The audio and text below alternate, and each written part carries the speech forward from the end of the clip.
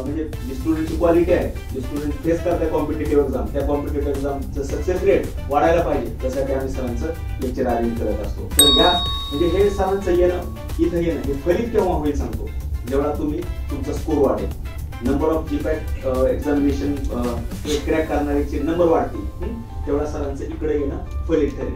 आणि हे जर फलित ठरवायचं हे तुमच्या हातात आहे. फक्त एका गोष्टीची गरज आहे, ते म्हणजे हार्डवर्क आणि तुमचं जे डिसिजन आहे, whatever decision you are going to take for your future, that decision.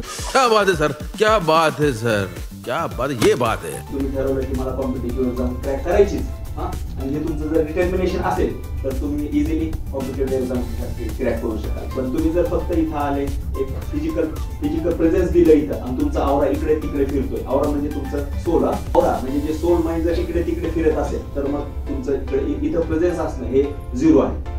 त्यामुळे फिजिकली ॲज वेल ॲज मेंटली इथं प्रेझेंट राहा. आणि एक म्हणजे पहिल्या बॅच पासून आपल्या कॉलेजची खूप चांगली परंपरा म्हणजे मुलांनी एस्टॅब्लिश केलेली आहे की पहिल्या बॅचचे जवळजवळ 11 मुलं जीपॅट क्वालिफाय झाले होते. त्यावेळेला पण सर मुलांना मार्गदर्शन करण्यासाठी आले होते.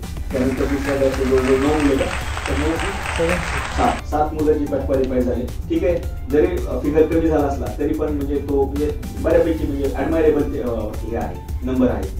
दुसऱ्या कॉलेजचे 1-2 होत आहे, त्यापेक्षा आपण दुसऱ्या वर्षात आहे तरी आपले 7 होत आहे, ते गोष्ट म्हणजे कमी नाही.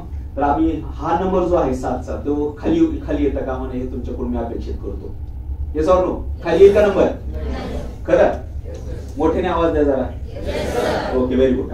त्या म्हणजे हाच एंथुसियाझम तुमच्याकडून पाहिजे असतो. आणि लक्षात घ्या, बहुत ही सुंदर तरीके से आपने खेला.